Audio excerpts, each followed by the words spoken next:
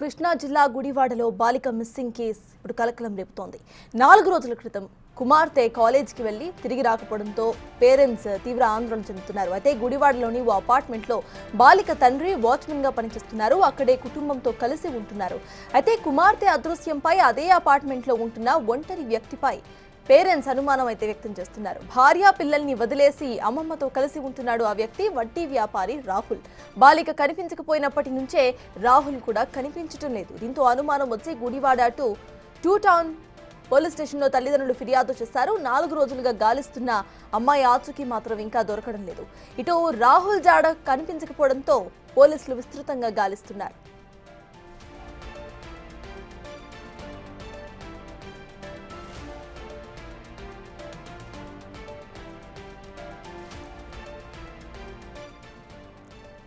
కృష్ణా జిల్లా గుడివాడలో బాలిక మిస్సింగ్ కేసు ఇప్పుడు కలకలం రేపుతోంది. 4 రోజుల క్రితం కుమార్తె కాలేజీకి వెళ్లి తిరిగి రాకపోవడంతో ఇటు పేరెంట్స్ తీవ్ర ఆందోళన చెందుతున్నారు. గుడివాడలోని ఓ అపార్ట్మెంట్లో బాలిక తండ్రి వాచ్మెన్ గా పనిచేస్తున్నారు.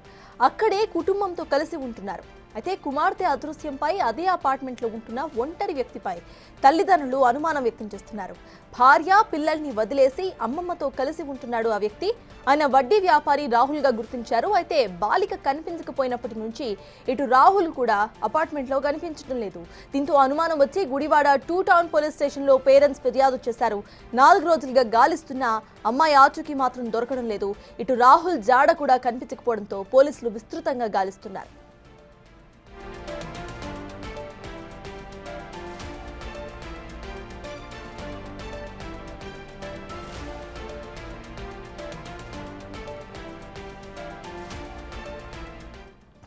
ఇదే అంశంపై పూర్తి డీటెయిల్స్ మా ప్రతినిధి శివ అందిస్తారు. శివ, చెప్పండి, 4 రోజులు అయినట్టుగా తెలుస్తోంది ఆ అమ్మాయి అదృశ్యమై. ఇంకా ఆ అమ్మాయి జాడ తెలియరాకపోవడం మనం ఎలా చూడాలంటారు? అసలు పోలీసులు ఏమంటున్నారు? అప్డేట్స్ ఏంటి?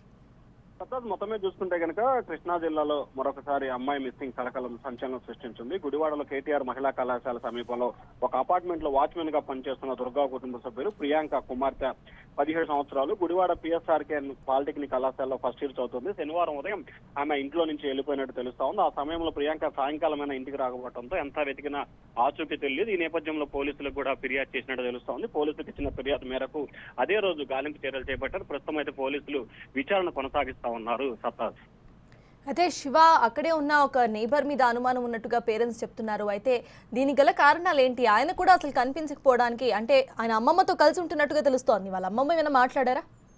ఇప్పటికే పోలీసు అధికారులతో పూర్తి స్థాయిలో గాలింపు చర్యలు చేపడుతున్నారు. అనుమానితులు ఎవరైతే ఉన్నారో వారందరినీ ఒక్కొక్కరినిగా ప్రశ్నిస్తున్నట్లు కూడా తెలుస్తా ఉంది. అయితే ఎవరు చేశారు ఏంటి అనే దానికి సంబంధించి అయితే పోలీసులు పూర్తి స్థాయిలో విచారణ చేస్తున్నట్టు తెలుస్తా ఉంది. వారి అమ్మమ్మ, అలాగే అక్కడ ఉన్న వాచ్మెన్లు, మిగిలిన సన్నిహితులు, కళాశాలకు సంబంధించిన సిబ్బందిని ఒక్కొక్కరినిగా పోలీసు అధికారులు అయితే ప్రశ్నిస్తున్నారు. సత్తాజ్. Right, thank you Shiva.